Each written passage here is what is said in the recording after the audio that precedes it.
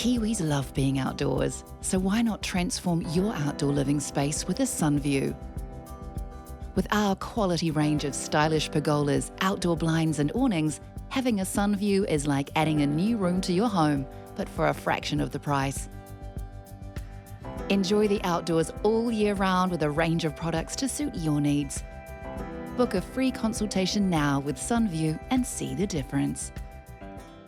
I want to move on to another story now that I was kind of unaware of, but when I read coverage of the story over the last week, it absolutely fascinated me. It is a story that represents the conflict between wonderful technological advancement and, if you like, the way we live our lives. Because technology and science gives us wonderful advantages, but does also, in some instances, pose ethical and moral dilemmas. And I think this issue, once you get into it, you'll understand what I mean. It is now possible for us to take genetic tests and look at our DNA and our genetic history and make predictions about the likelihood of us having certain advantages in life or indeed certain disadvantages in life. Certain diseases, certain cancers, certain conditions can be predicted, or the likelihood of us having them can be predicted by genetic testing. Of course, if you seek to ameliorate the chances of you getting those conditions, it's good to have a heads up. It's good to know you are likely to suffer from Huntington's or another disease. But here's the question. If you're taking out health insurance and you've got a genetic test that talks about or gives you information about your predisposition, should you have to tell your insurance company, who are obviously going to make it harder for you to get cover and change your premiums? When you've done the genetic test, whose information is that? And what are your rules of disclosure? Let's get into this. And I want to get into this with a person who is representing people who are stuck in this situation in New Zealand. Fay Sowerby is from AGenDA Advocacy, and she joins us by video link now. Firstly, Fay, have I, in a broad sense, explained the dilemma correctly? You have, exactly. And also to add that we in New Zealand are an outlier now globally, that our partners or other comparable countries globally have actually addressed this issue, but we in New Zealand are out of step and have not, and it's time we did. What have comparable countries decided to do? Well, dating back to 2001 in the US, there was a prohibition on people being required to provide genetic test results for health insurance.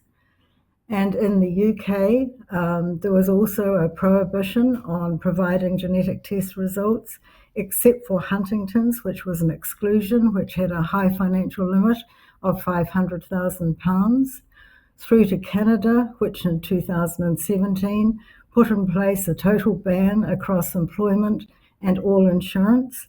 And in Australia in 2017 also, a moratorium was created, which had financial limits and had exclusions, was proven to be unsuccessful.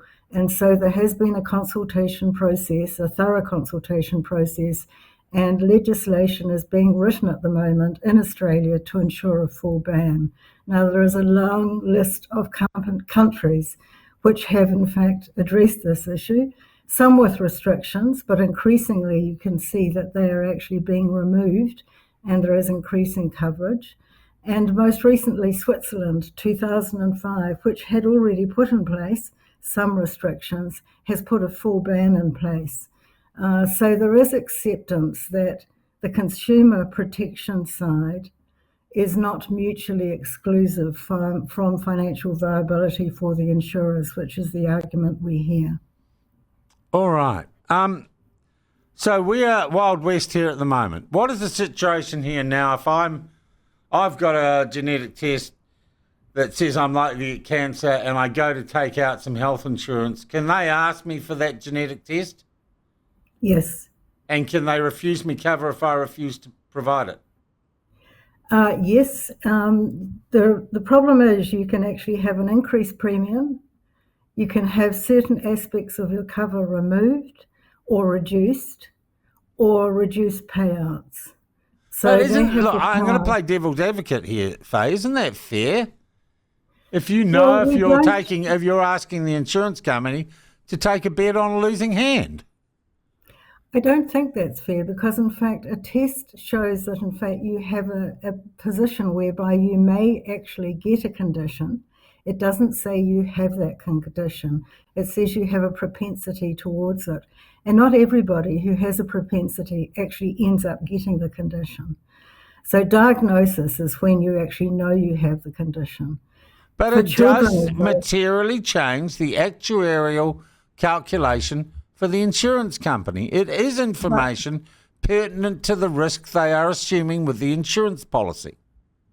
however, globally, it's been demonstrated that there is no change to the insurers of these decisions.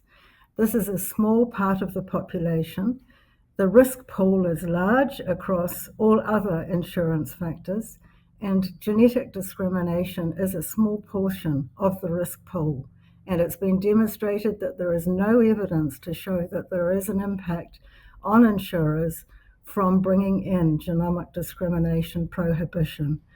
So although you say it seems fair, we are not removing the opportunity to discover family history, where in fact you know what diagnoses have occurred within the family.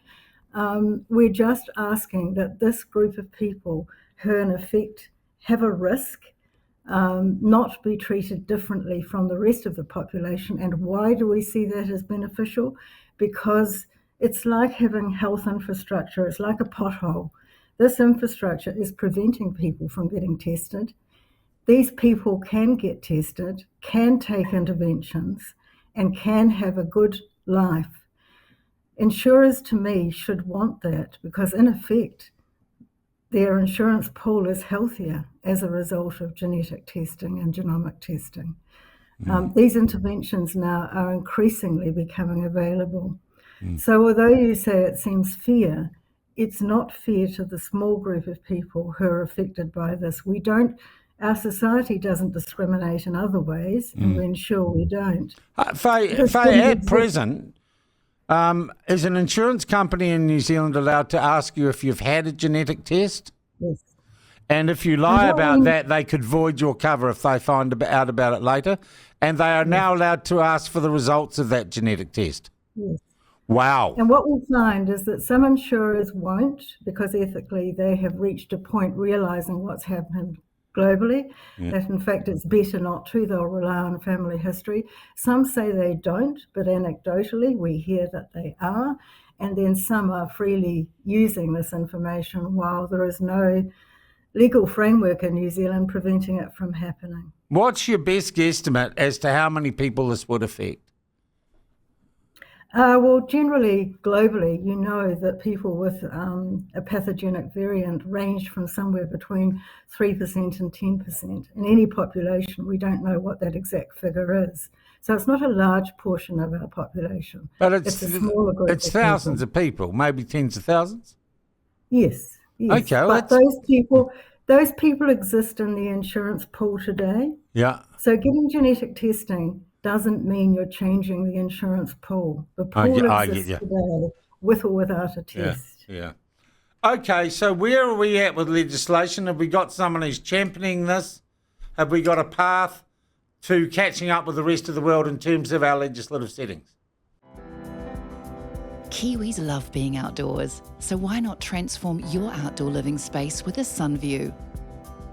With our quality range of stylish pergolas, outdoor blinds and awnings, having a sun view is like adding a new room to your home, but for a fraction of the price. Enjoy the outdoors all year round with a range of products to suit your needs. Book a free consultation now with SunView and see the difference.